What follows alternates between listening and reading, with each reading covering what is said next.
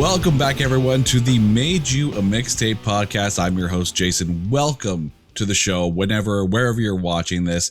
On today's episode of the soundtrack of life that is the podcast here, I have Jen Baradi, yoga instructor, educator, and all-around awesome person. Jen, welcome to the show. Thank you. I'm so glad to be here. So I gave just a very brief overview of what you do. So kind of go into detail what you teach, both as far as yoga goes and as far as your educational career goes. So basically, I'm deep in virtual teaching as a substitute teacher for the Toronto District School Board. And I'm also a yoga meditation teacher, a lot with OISE at the moment with teacher candidates. So I'm very lucky to be able to offer, ways of movement and for relaxation from the teacher candidates who are going to be teaching these students that I'm also teaching. So I get to integrate my two passions related to learning, education, and with well-being in yoga and meditation. Now, how much does music play into what you're teaching? Oh, very much so. So I had taken this course by Kagan Cooperative Learning, and it really sort of helped me set a better environment, I'd say, conducive for learning and for bringing comfort and ease to the environment. So you'll always find, whether it's virtual teaching or live teaching, I'll always have music on for the students, and specifically 60 beats per minute, because that's what the researchers found was best for seat work, instrumental, so they're not repeating the song over and over in their head, just as background music to engage the students in, this relaxed alertness. And it moves with the rhythm of the brain. So as they're doing work or as they're coming into the virtual learning space or into the live learning space, there's this ease and this readiness that's kind of subconscious that helps them get into the learning day. It's interesting that you mentioned that you use instrumental music specifically because, I know me personally, even something as simple as going into the grocery store, walking through the aisles mindlessly, picking out your groceries from the shelves, and all of a sudden there'll be a song that kind of comes over the speakers, and like you catch one lyric and all of a sudden you're singing the song in the middle of the aisle. Do you find that if there is lyrics in a song that the people who are listening to it are more inclined to, sing along with it, or at least latch onto the lyrics as opposed to it just being strictly instrumental? I guess just because I do use music that's different in the afternoon. So when the kids have come back from a lunch and maybe they're full and maybe they're sluggish, the research shows that 120 beats per minute, appropriate music for students, can have lyrics, can be familiar, because it brings up their energy. So it's all just kind of research based, but luckily some smart brain research people determined all this. So I just, and there's so much available online now that you can just Google 60 beats per minute classroom music, study music, and it comes up, or 120 beats per minute, active school music, and that comes up as well. You mentioned, of course, that, you're teaching virtually because, well, we're still kind of in a pandemic here.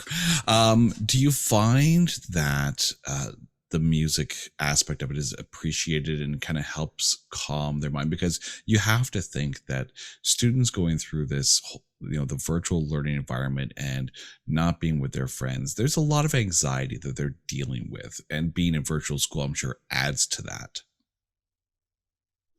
Definitely. I would use it face-to-face or virtually. So it's a familiar thing for children who studied under me.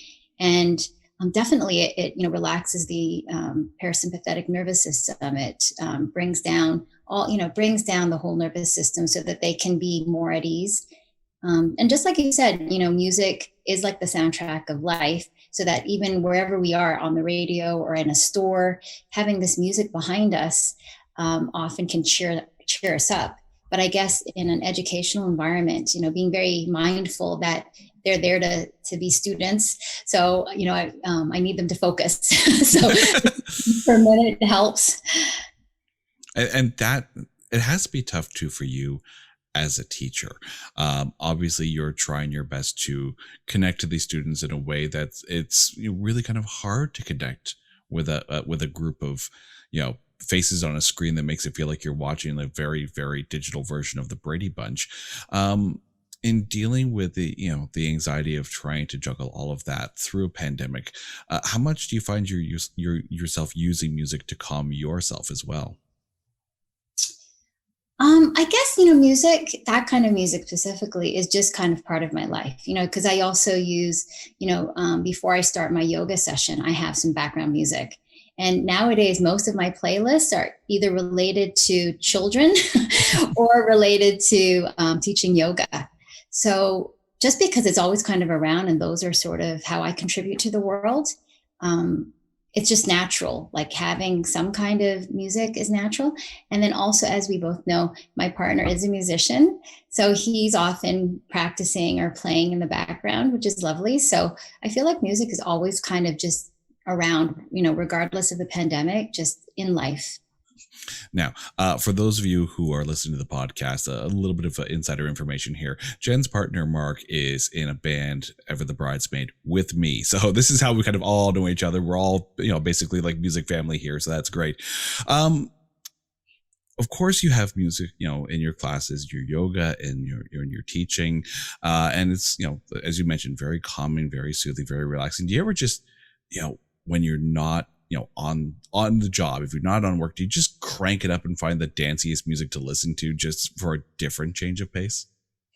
I don't know. Like, I think we had talked about this at some point, but just as I'm getting older, I don't know what it is. Because I was definitely the clubbing kid, right? And my background is Filipino Catholic. So there was always music. I would wake up to my parents playing the radio with whatever disco music or ABBA or Engelbert Humperdinck. Like through my childhood, that soundtrack has always played.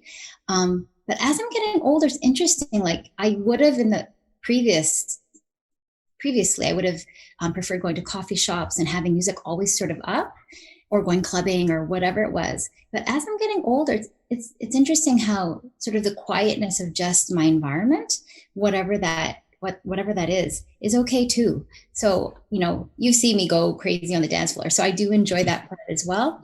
But I'm just as happy when it's just quiet and still as well. Let's talk about some of those, that early musical influence, because we all, as kids, we listen to the music that our parents listen to. So you mentioned some of the artists that were kind of in your musical upbringing as a child. What was the first time you actually found yourself gravitating to something that your parents were listening to? Well, it's interesting. There's pictures of my family. Like I said, being Filipino, we would have house parties. And I've like these, really cherished pictures of my dad and my mom dancing together. And I think she might have even been pregnant with one of us inside of her over at that time. And there's pictures of me as a 3-year-old Jen, dancing to those Soul Train or CDTV's Boogie. I can't remember which one it was. Just, going crazy and dancing. To these people dancing on the TV. So as far as I can remember, there was always sort of integrated with celebrations, with just like singing, dancing. All of those things have always been part of sort of my life. And then, of course, there comes the point where you go out to the record store with your own money and you buy that first album that truly is yours, not something that was given to you as a Christmas gift or a birthday gift, something that is truly, you earned it, you saved up for it, and now this album is mine. Do you remember what that first album was? So I have to go back because I'm a lot older than I think some people are maybe. And, we started off with 8 tracks. So I went through a lot of my sort of listening memories with music goes from the 8 tracks to vinyl, to singles, to 45s, to cassette tapes and the Ghetto Blaster and Walkman, to CDs, to my iPod, and then now just like YouTube or SoundCloud or whatever. So I know this sounds funny, but I think it relates to me being an educator. But my first 8 track was Sesame Street. So I remember having that. That was my 8 track, that I would plug in. But thinking of records, my brother and I saved up to get Kiss and Bee Gees. So those were like our 2 prized singles or maybe full albums actually that I think had lots of scratches. I'm sure like are bouncing down. They were not playing straight anymore. It's when we joke around about, like, oh, it's the kids' 8-track, and of course the Sesame Street. I remember too, my grandfather used to have this 8-track, and it would have songs like One Eyed One Horned Flying Purple People Eater on it, and just kind of catchy, kitschy kind of songs. But those things like Sesame Street, and old TV shows that kids would watch, they often use music as a learning device for them, and it helps them remember the information more because it's ingrained in the song, and the song is, while it's still a kid's song, it's catchy as hell. How important are those, like those early type of Sesame Street educational type albums to children growing up? Well, it's interesting because I actually, I'm at that age now where I've got to ask my nieces or students what they listen to because I don't know what happened, just something happened and suddenly I'm out of touch with a lot of the things they listen to. But definitely within a teaching sort of model, I might incorporate as a mnemonic device some music related to memorizing the multiplication tables or memorizing just some facts, but in a fun way. Because we remember, what was that TV show now? There's all these cartoon where they're teaching grammar, Schoolhouse Rock, I think. Yep.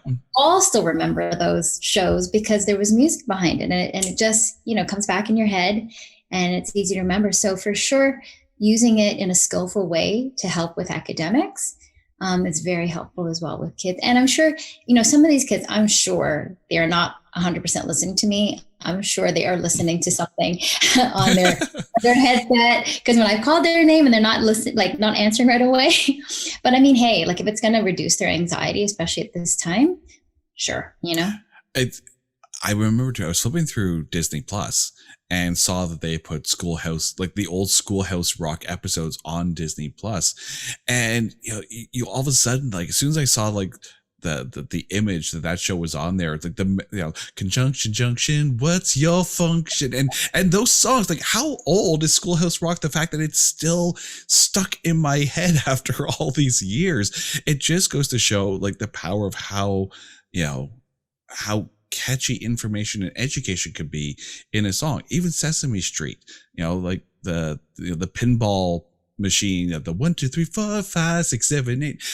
It's our teachers, should they be, reaching out to songs like this, and like, no matter how classic or how new, should they be incorporating music into their lessons? I don't know if it's just the teachers that I've been around, but I feel it is definitely a natural part of a lot of the teaching. A lot of people do the same sort of thing that I do, setting the tone in the environment with brain music at 60 BPM or 120 BPM. And especially for the little ones, I think most of the day is just music for teaching alphabets, teaching them how to be nice to one another. So I feel like in a lot of the classroom settings I've been in, it's intentional as a sort of a way to set the atmosphere. And as well, they still have music classes, thankfully, in a lot of the schools I've been in. So, they're still getting that direct, intentional teaching of how music works and, the different genres and things like that. So yeah, for sure, I think music forever should be incorporated. As a teacher, and again, a little bit more insider information here, I do teach part-time at a broadcast college as well, and that I actually find myself using music theory as a way to teach what I do teach, just something as simple as time signature. But you do see a lessening of music classes in the older grades. Music being pulled out of the curriculum as far as some high schools go. Should that be like how we use music as an educational tool when we're young? How much do we need music in our education throughout our entire pre-college, pre-university education? Well, I think about, I took a sabbatical a few years ago now, and I was lucky enough through my work. I was working in South Korea, and you could take a sabbatical after 6 years. So I proposed, going to different schools around the world and then seeing what their, best practices were, and just seeing all the different like techniques or strategies or environments, programs that they use, and kind of expecting that I would see what we were teaching, because we were always very, best practice kind of thing. And what I marveled about was it was all different. Like some schools weren't teaching the same things we were. Some schools had dropped what we were currently teaching and teaching something else. So in relation to music, it makes me just think like everything is important. It's not just academics that makes the whole child. Because I feel like I went to schools that were like slum schools in Bangladesh and India, all the way to the most elite schools in Europe. So I'd been to a variety, but they had dedicated teachers, dedicated students, dedicated whatever it was they were teaching. And I feel like they were all going to be successful. So sort of answering your question, bringing in music, I believe like you can't just replace it with academics or whatever. It's still just as an important component. I think schools that maybe use music in a skillful way to teach subjects, as well as directly teaching. There's definitely brain research around, using the various aspects of your brain with language and music, mathematics, like everything that we expose the students to. I believe that they're just going to grow. Like there's, they all interconnect. So definitely, from what I could see all over the world, there's not just one way.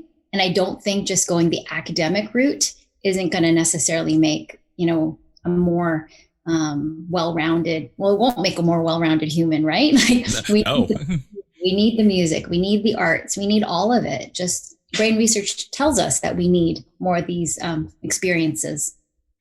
Now, getting to your yoga practice, your yoga teaching, obviously there are different kinds of yoga. There is movement yoga, there's meditation yoga, there's yoga nidra. Can you kind of walk us through the different types of yoga, what you teach, what you don't teach, and does the music change for the different types of yoga? So previously, I mean, my personal practice, I tend to do sort of more of a vigorous practice just for health wise, because I find myself sitting a lot more. I feel like it's really important that I find movement. So when I do practice for myself, I find like I do more of a flow. Sometimes Ashtanga influence, which is more of the traditional yoga, Vinyasa, more of the flow, Hatha Vinyasa, incorporating breathing. But what I tend to offer these days in bite sizes to the students that I teach, and whether they're children or adults, is the chair yoga, because I feel like it's much more accessible. And for a while there, I was teaching women who were recovering from addictions and detoxing, and they were really having a hard time being on the yoga mat, right? Because I'd brought some yoga mats for them to use, and I didn't really understand it. And then I got vertigo, and I totally understood. And, that's when I really started to embrace chair yoga, because, I really understood, like, from myself, how difficult it can be if you're feeling dizzy and you're out of sorts. And a lot of them weren't yogis. So bringing it so that's more comfortable, a familiar, comfortable space, just sitting on a chair. The yoga mat can seem intimidating for some people. So just being on a chair, wearing whatever, being able to just like show people how you can stretch your body in different ways, and bringing it throughout the day. Like, it's not, this is yoga time. It's like, if you need to move, you can do this, right? You don't need to be in yoga clothes to move your wrists, right? So I feel like I gravitate a lot towards chair yoga, and bringing in the meditation and mindfulness piece as well, just to kind of connect people again with, they get very anxious and sort of caught up with everything going on and this uncertainty, just coming back, like learning that you can do this yourself. You can come back and just breathe, like relax your parasympathetic nervous system by just extending your breath at the end. All of us can do that, right? Even kindergartners can do that. Learning to focus using a chime. Insight Timer has some great, like, different kinds of chimes. There's so many apps out there now. So it's really easy for people to maybe incorporate these things that seem like out there, like from India, like too difficult. There's so many apps, there's so many videos, there's, people wearing Return of the Jedi clothing while doing yoga.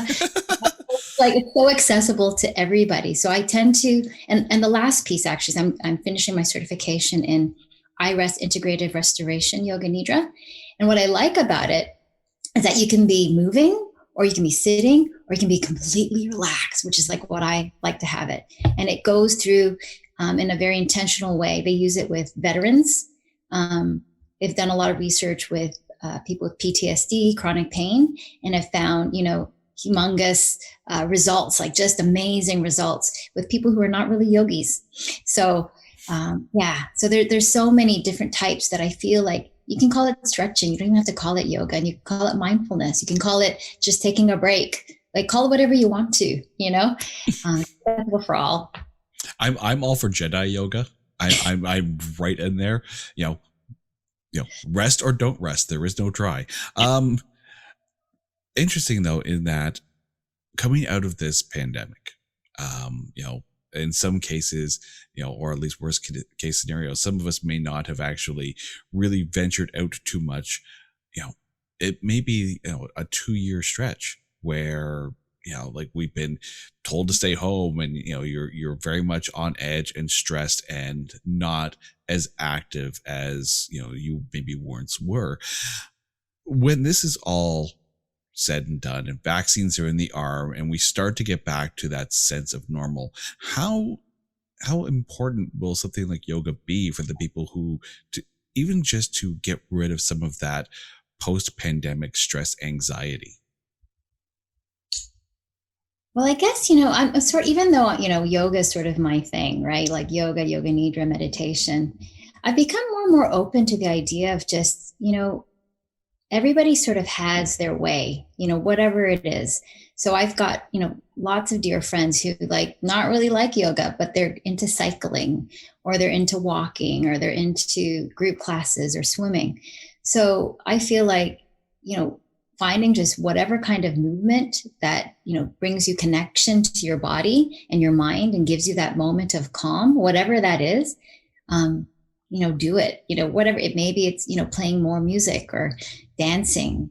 So whatever that is, and if someone's interested in all the different sort of flexibility movements and core work, or because that's what I like about yoga, because I feel like it's a whole body workout. You're stretching things and expanding things, and especially after sitting for such a long time or standing for such a long time, you move like such little tiny muscles in your feet, in your hands, and it's something you can do forever, pretty much, with modifications. So that's why I kind of like yoga and continue to offer it. But yeah, finding movement and finding rest, whatever that looks like for somebody, I think is the most important. There's a preconceived notion that all yoga music is very, kind of music. Is that the case, or do you find that there's lots of different styles that you could lean on to? And what do you lean to when you're putting together music for one of your yoga classes? So when I was teaching yoga live, feels like a long time ago now, and I'm really interested in something called the chakras. There's different energy centers that we believe. There's the third eye and there's the heart chakra. And so I set up sort of little playlists according to the chakras that maybe flowed nicely. And always, it's kind of like a story with yoga. You start kind of gently, and then, you reach this high point of the practice, and then you bring it down. So I try to find music that sort of reflects that, and sort of bringing in a variety. There's this one group I like called Beautiful Chorus. They've got a beautiful voice, of course. They've got beautiful voices, and they're basically just repeating like a mantra over and over, but with a beautiful voice. So I usually start or end with something like that. And then I found some really interesting instrumental music, because for a lot of people, it can be distracting to have, this other, just like we said, like with doing work, 60 beats per minute, same thing with yoga. It can be very distracting to hear, you start singing and then you've lost your balance. So like one song I like by Coldplay, it's called Midnight in India. It's the DJ Drez remix. There's actually a lot of DJs out there who do yoga. So Soul Rising, I think he was originally from Canada, and DJ Taz, who's done a lot of these yoga retreats or events. These two make a lot of interesting music, and some slower music and some really sort of vibrant music that I didn't know existed until I got into yoga. So you can see that, why there's almost that preconception, because for anyone who doesn't really know, it's like, all right, yoga, all right, we got a bunch of all music. But when you start to say, okay, we got like live DJs and stuff like this, like, what are people missing out on, if they're not going to these type of events? Well, I guess it's not that they're missing out on something, but maybe it's more similar than they realize. Like as I'm getting older, the idea of going to a nightclub doesn't really make me as excited, but I still love dancing and I still love music. Take me to a body combat class with vibrant music going and, us, or take me to, this beautiful yoga space with, music also going. I'm all for that, right? And it's very similar, like lots of people who are connected by music or by similar interest getting together. So you mentioned, as you get older kind of thing, how has your music taste changed from, the days of, when, 3-year-old dancing Jen to, right now listening to, like very calming, tranquil music? What was the progression like as far as your music tastes go? So I was mentioning that I feel like it really much mirrored how technology changed with music, right? So, we were jumping around to those and mixing. My brother had the whole mixing thing at one point, and we'd be making mixtapes.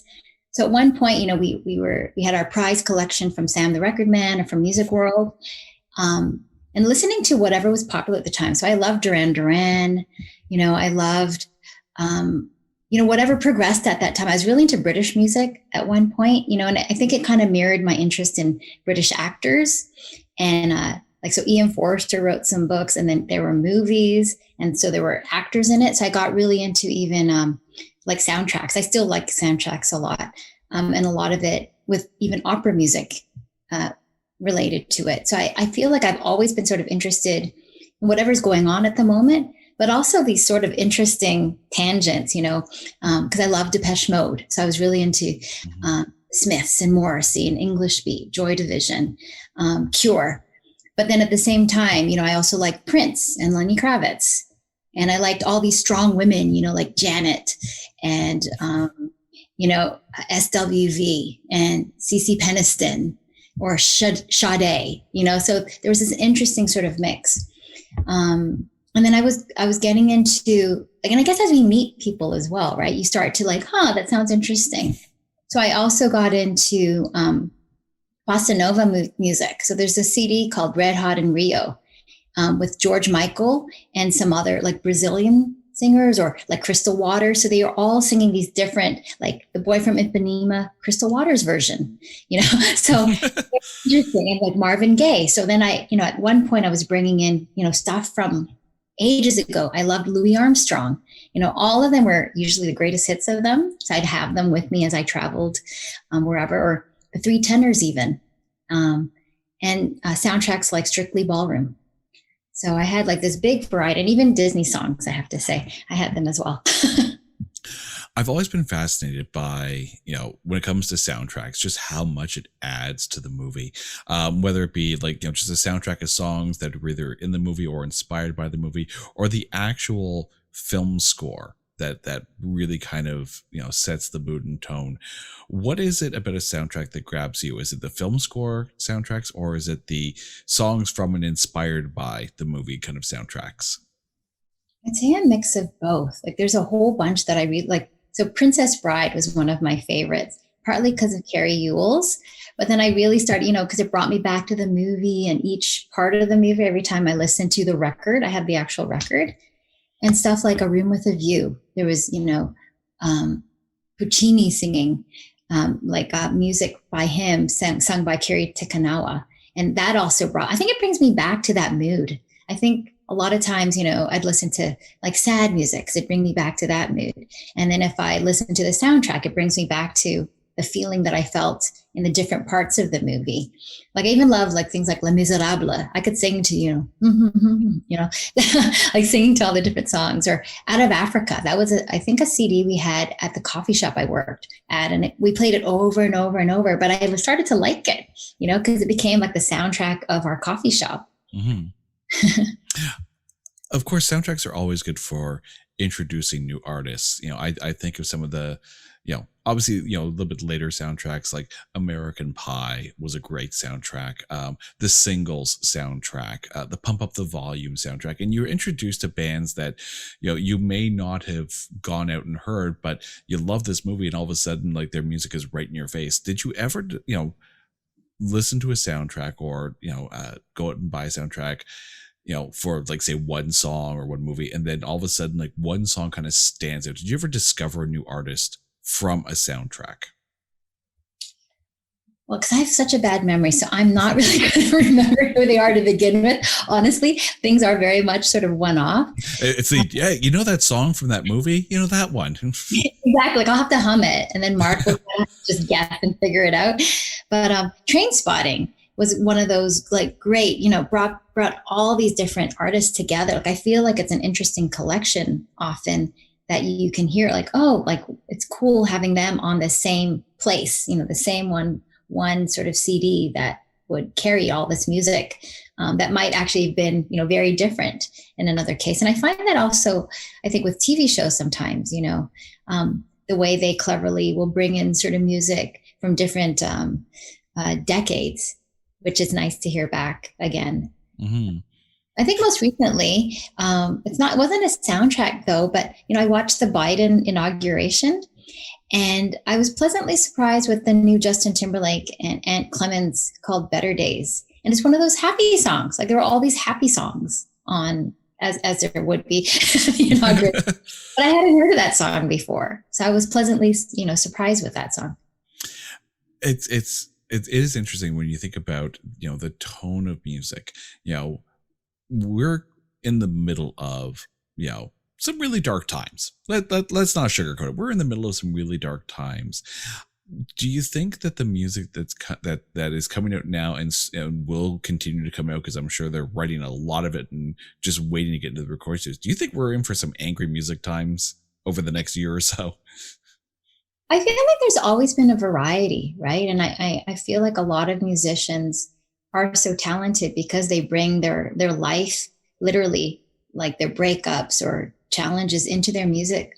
So I would imagine just the same, as there's so many different genres, and imagining, new heavy metal coming out, new folk music coming out, new opera music, new pop music, all of it coming out, even if it's not mainstream, I think would have the various tones that people have, because like for Mark and I feel like we've actually been lucky that it's been more of a retreat for us. I've been able to do a lot more things, especially like working out and, getting into my yoga nidra studies than I would have if I had to have worked initially when the pandemic started. So, so I feel like there'll be a various tones as this time has been sort of different for each sort of person. Mm-hmm. And we talked about your musical personal taste journey. I'd be curious to kind of go through, again, when this is all in hindsight, to kind of go through some of the songs that were made at the beginning of the pandemic, which in some cases they're light and funny and like, oh, this is all brand new. There was one song, Mask, Glove, Soap, Scrub, and it's annoyingly catchy and kitschy and fun. And you have to think that if you analyze some of the albums that come out, it's getting a little bit more sparse, a little bit more darker, and a little bit more lonely, until finally it just gets like, okay, I'm done with this, I want to get out, kind of thing. I'd be curious to kind of analyze that, and compare it to people's journeys as well. Have you found, while in lockdown, that what you were listening to changed at all from, as opposed to from before we ever heard of COVID-19? I don't know. Like, I think because I've always kind of liked most genres, and a mix of genres, and because I feel like that, music has been kind of like a soundtrack that, and I lean towards, I guess these days, sort of the happy music that you would, jaunt around to whenever you hear it on the radio. Um, but I don't know if it's actually really changed that much. I mean, there's certain songs that I've seen maybe on a movie or whatever that's like, oh yeah, I forgot about that song, but I have to say, like on in when we weren't in lockdown, some of this music, which I now understand, is just doesn't mean as much to me as the angsty music that I listened to when I was in my 20s. So it might be meaningful to somebody in their 20s, but I don't really have a connection to it. So I often find it difficult to listen to some of the music in the car when I'm on my way to like a stressful, teaching little children. So I find myself these days actually often listening to this. There's a mind app called the Jabu Mind app that's specifically for yoga nidra. And they have like 2-minute ones, 5-minute ones. I often find myself turning on, I guess, something to just calm, bring that calm and ease that everybody's looking for at this time, before or after a long day with little children. What is it about a song, like when you're hearing it for the first time, that hooks you? Like we all do. We listen to a song and we either gravitate to it immediately, or we're like, yeah, change the channel. What hooks you when you hear a song for the first time? So I think it just depends. So sometimes, because when I reflect now on some of the songs, when I look at the words now, I'm like, oh, I didn't know that's what they were saying. But the sound of the words with the music sounded really good. Even though when I look at the words, I'm just like, oh gosh, it was actually not that good. The words aren't that, But sometimes I think just the sound of the words with the music can catch me. Or it could be the timing. Like, I used to always love that summer song, whatever that summer song was, because it was the beginning of summer. I was coming back to Canada for the summer vacation. So I feel often that a lot of times it's related to how it makes me feel, if it relates to the angst that I'm feeling at the time, or the happiness or love that I'm feeling at the time. And not always the lyrics, actually. It's sometimes, like later on, if I read the lyrics, but otherwise it's the sound of the voice and the sound of the music together. Do you have a guilty pleasure CD in your collection or on your Spotify?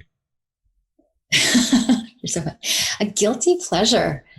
I guess because we don't have children, so we can pretty much like, whatever we want to, date. So, but I guess I think I would go back to a soundtrack. Like, as I was kind of reflecting on the different music from, when I was 3, I guess, until now, it was really a joy actually to just go on to, one of the, online things, YouTube or SoundCloud, and just be able to like, boom, there's that song. There's that song at any point, and then find remixes of that song as well.